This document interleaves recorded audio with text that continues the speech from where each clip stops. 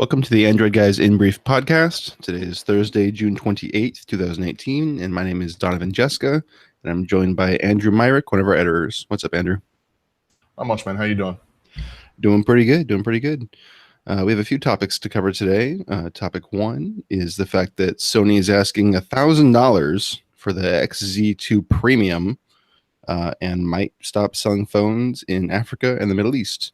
Andrew, why don't you tell us about this story? So before jumping into the stuff in Africa and Middle East, let's touch on the XZ2 Premium. It's a 5.8-inch display it's a 4K HDR display, and will only display 4K content and like certain apps, like Sony's Gallery app. Of course, it has, at the $1,000 price tag, we got flagship specs for 2018, which means the Snapdragon 845, 6 gigs of RAM, a gigantic 3540 milliamp hour battery, dual cameras, no headphone jack, to be expected. Right. But Sony finally changed up their overall design.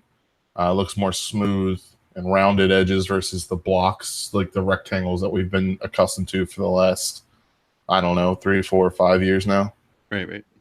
And then moving into the stuff in Africa and Middle East, Evan Blass or EvLeaks tweeted out saying that he was hearing that Sony was going to shut down operations and offices in the Middle East, Turkey, and Africa by October of this year. And part of this is to blame. Part of the reason for this is because Xperia phones just have not been selling that well in those markets. But there's also hope that this could push Sony to really shake things up in 2018. But since we're already halfway through and this isn't supposed to happen until October, we won't really know until later this year, possibly into early next year. But I would like to see Sony continue doing what they're doing in terms of redesigning their phones and bringing more features to, like, a better design across the board to kind of be able to compete better with LG and Samsung and stuff like that. Yeah, I mean, from the of the major manufacturers, I think Sony has probably the least recognizable and least popular phones. The Xperia is just they don't sell very well in general, let alone in the Middle East and in Africa. Yeah, I mean, and at $1,000, nobody in those regions are going to buy these phones. No one here's going to buy those phones. I mean, let's be honest. You can't get them through a carrier here. You can only get them unlocked, and that's going to. It just kills Sony in certain markets. Yeah, I mean, OnePlus has had trouble selling $500 phones for not through carriers, let alone $1,000 phones. Yeah, right. Let's go ahead and move on to topic two. AT&T is raising prices with a rather deceptive administrative fee increase. I'll go ahead and take this one. As I just said, AT&T is raising its administrative fee from 76 cents to $1.99 a month, which is more than double, a little less than triple. And Fortune is reporting that move could bring in as much as $800 million in additional revenue. That is annually. An AT&T spokesperson said that the fee pays for costs we incur from items like cell site maintenance and interconnection between carriers, but it kind of seems like that's what our monthly bill is for. I mean, what are we paying for if not for those things, right? Right. We suspect the real reason that the fees are going to increase probably has something to do with the debt that the company is going to incur from buying Time Warner, which is an $85 billion deal. Topic 3. Google Assistant is going to feature phones. Andrew, why don't you take this one? Yeah, so recently Google invested about $22 million into KaiOS. It's KAIOS, which is a company that builds app-focused OS for feature phones, like flip phones and stuff like that. Right. But KaiOS wants to try and integrate some of Google services like Maps, Assistant, YouTube, and Search into various devices. And it's going to be, if they can get everything working the way that they expect to, that'll bring Google services to even more people, because there are currently millions of people around the globe that use feature phones with KaiOS. And these phones come from device manufacturers like Nokia, Micromax, and Alcatel. And there are even some estimates that people in India are using KaiOS more than iOS. And a recent report from TechCrunch says that feature phone sales are actually growing faster than smartphone sales, which I think is actually pretty interesting to see non-smartphones outselling smartphones in today's like economy and with all the features and stuff that you get in a handheld device nowadays. Yeah, that's crazy to me. I kind of want to read that TechCrunch article for myself now because in the idea that rather feature phones are selling faster than smartphones is madness to me. I mean, here in the States, we're connected all the time to our phones. We're basically attached to them, and I had never heard of KaiOS before we started reading up for this podcast. But it seems really interesting that they're kind of making kind of a semi smartphone rather than just a feature phone these days. Yeah, I agree with that. Definitely agree. Okay, well, topic 4, we have Apple and Samsung finally settle the patent dispute from 7 years ago. I'll go ahead and take this one. Yeah, finally. As I said, this court battle has been going on for 7 years after Apple sued Samsung for allegedly copying parts of the iPhone, and then Samsung, of course, in typical fashion, countersued Apple for alleging that it too had infringed on Samsung's patents. Samsung was originally ordered to pay Apple $539 million in May 2018, but it looks like that might not happen. Of course, the terms of the settlement weren't disclosed and remain private for the time being, but I'm sure that'll link out eventually. Yeah, we'll hear about that at some point in time, probably sooner rather than later. Oh yeah, definitely. I mean, what do you think of the lawsuit, Andrew? What do you think is going on with it? I mean, it's something it's been happening for 7 years, the better part of a decade now. And when it happened, it was kind of expected, because all of these OEMs, to some form or fashion, like they ape or like quote unquote steal ideas and features from other devices. Like, absolutely, yeah.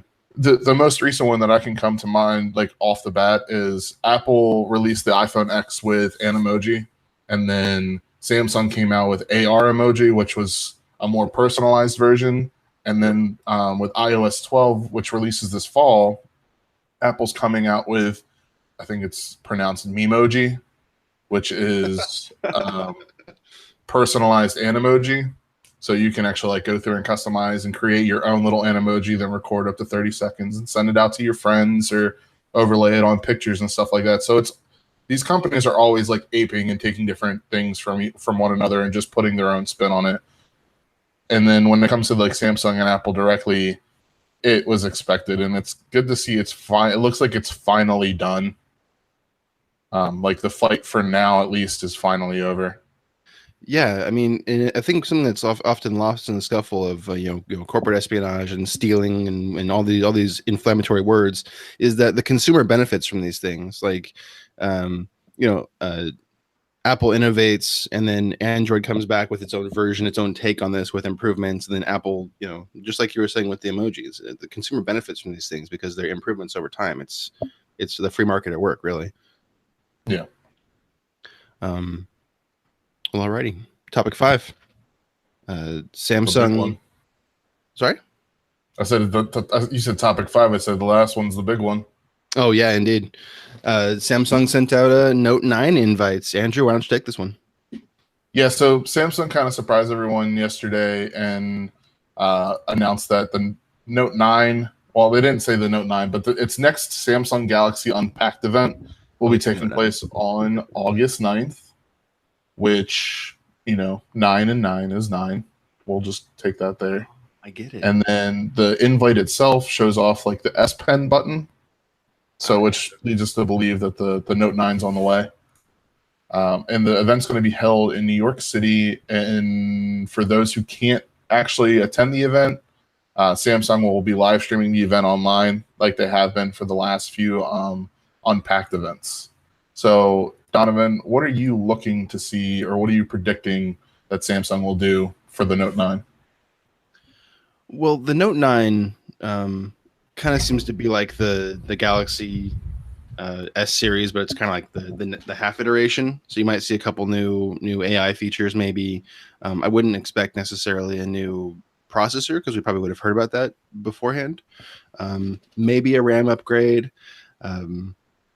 Probably the Infinity display on the Note would be interesting. I'm really not sure where they can go though. Samsung's kind of taken us for a loop the last couple iterations. What do you think? Do you think they're going to do the embedded fingerprint display and the embedded fingerprint scanner in the display? Oh man, that'd be really cool. I don't know if they're ready for that though. I feel like if that was going to happen, we'd have more of a leak to that, because Samsung's not exactly secretive when they're bringing new devices out. No, they have very well placed leaks and rumors and stuff like that.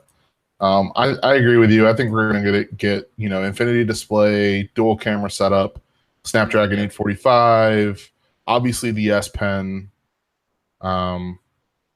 fingerprint scanner orientated properly on the back, USB-C, all the stuff that you come to expect from not only a 2018 flagship, but also another iteration in Samsung's overall lineup, not just like the S series or the Note series.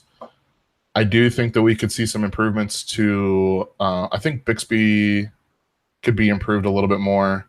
Oh, definitely. And I think they're gonna probably drive that point home. But recent rumors I saw said that there might be a Bluetooth chip built into the S Pen. And if that happens, I would love to see what Samsung's planning to do and how that's going to interact with the phone, and why you would use Bluetooth in the S Pen. Well, it seems like the Bluetooth in the S Pen would make it more of a smart pen rather than just a dumb stylus. Writing digitization, or things of that nature, or even connecting to other devices for emulation with the the Samsung desktop accessory. The Dex dock. Yeah, the Dex, because then you could have things like you could use it on drawing pads and things like that to digitize your drawings. That's true. Yeah, it would help turn Dex into something more than just a toy. Something useful, you mean? Yeah. Yeah. I think so. Yeah. But if you want to, we actually have a full rundown of all the rumors from the Note 9, and we will have that link in the show notes. It's over at AndroidGuys.com if you want to go check that out for yourself. You want to take us away, Donovan? Thanks, Andrew. That'll do it for today. Thanks for joining us. If you liked what you heard here today, please consider subscribing on Google Play Music, iTunes, Pocket Casts, or anywhere where you can find podcasts. Please be sure to head over to AndroidGuys.com and click on the link for this podcast. Not only do we post the sources for all our stories, we also have links to the 2 giveaways we're currently hosting for a Huawei Band 2 Pro and a Huawei Watch 2 Classic. Thanks for joining us. We'll see you next time.